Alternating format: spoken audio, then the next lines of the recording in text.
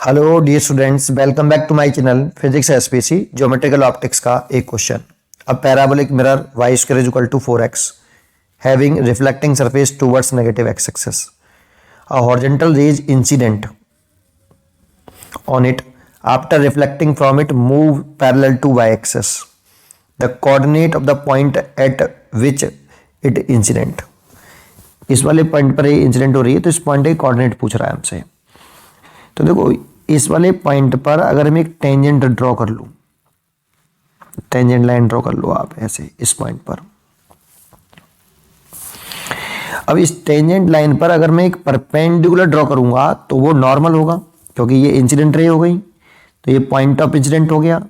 तो point of incident पर normal draw करते हैं तो वो टेंजेंट वाली लाइन के परपेंडिकुलर ड्रॉ कर लो तो ये ऐसे हो गई, ये नॉर्मल हो गया बेटा।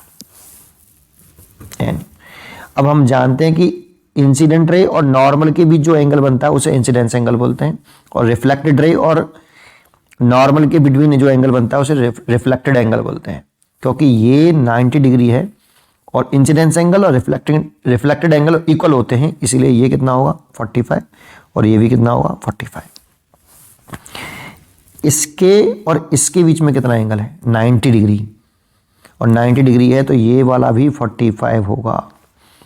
अगर ये 45 होगा तो इसे जो टेंजेंट ड्रॉ किया है इसका जो स्लोप आएगा ये 45 आएगा बेटा, ये 45।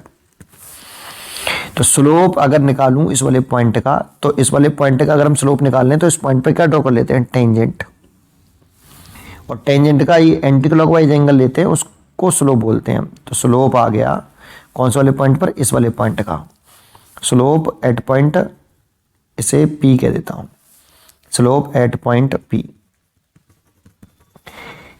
कितना हो गया आपका 1045, और 1045 की वैल्यू 1 होती है। और 1045 जो होता है स्लोप जो होता है, देखो फॉर्मूला होता है slope tan theta is equal to होता है dy/dx। ये कैसे होता है समझा देता हूं थोड़ा सा। जैसे ये x एक्सिस ले लिया, ये y एक्सिस ले लिया, कोई मैंने स्ट्रेट लाइन ना ली, इस पॉइंट का स्लोप निकालना है तो इस पॉइंट पे टेंजेंट ड्रॉ कर लो, ये तो ये आपका थीटा। अब इसमें एक छोटा सा dx ले लो, ये dx है, स्मॉल चेंज इन x, और स्मॉल चेंज इन y ले लो, छोटा सा dy। सोच के बताओ अगर ये थीटा है तो ये कितना होगा, तो ऑल्टरनेट एंगल हो गया थीटा, तो ये भी छोटा सा एंगल जो होगा ये भी थीटा होगा। इस छोटे से ट्राइंगल में लगाओगे ना tan थीटा निकालोगे, स्ट्रेट लाइन है ना वो, तो परपेंडिकुलर हो गया स्मॉल चेंज इन y और बेस हो गया स्मॉल चेंज इन x, तो tan थीटा dy/dx के बराबर होता है। इसीलिए बिल्कुल सेम इसको भी लिखेंगे हम dy/dx। 1045 1 होता है तो 1 लिख लेंगे, तो dy/dx की वैल्यू आ गई आपकी 1। एक पॉइंट तो ये आ गया। अब हमें हमारे पास y स्क्वायर की वैल्यू रखी है, इक्वेशन रखी है इस पैराबोला की, y square is equal to 4x, question में गिवन है ये रही। इसको डिफरेंशिएट कर दो विद रेस्पेक्ट टू x, तो देखो ये y स्क्वायर है और x के रेस्पेक्ट में डिफरेंशिएशन कर रहे हैं, differentiation with respect to x, और y इज वेरिएबल है तो क्या लिखेंगे 2y dy/dx।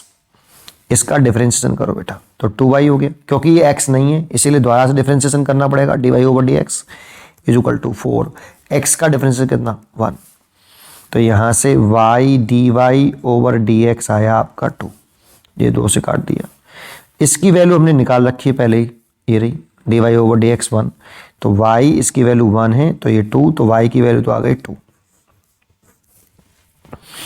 और ये 2 इसमें अगर हम पुट कर दें किसमें, इस वाली इक्वेशन में, तो y square is equal to 4x में अगर हम 2 पुट कर दें तो ये 4 हो जाए, y का स्क्वायर करो, 2 का स्क्वायर करो, 2 का स्क्वायर 4 हो गया इज इक्वल टू 4x, तो x की वैल्यू आ गई 1। ये किस पॉइंट का स्लोप था, P पॉइंट का स्लोप था, तो ये P पॉइंट के ही कोऑर्डिनेट आए हैं बेटा, ये P पॉइंट के कोऑर्डिनेट आ गए, तो इसलिए कोऑर्डिनेट जो आ गए इंसिडेंट पॉइंट के पूछ रहा है, तो इस P पॉइंट का जो कोऑर्डिनेट है x में कितना है 1 और y में कितना है 2, और ये P पॉइंट इंसिडेंट पॉइंट है, इसलिए चॉइस हो गई D 1, 2।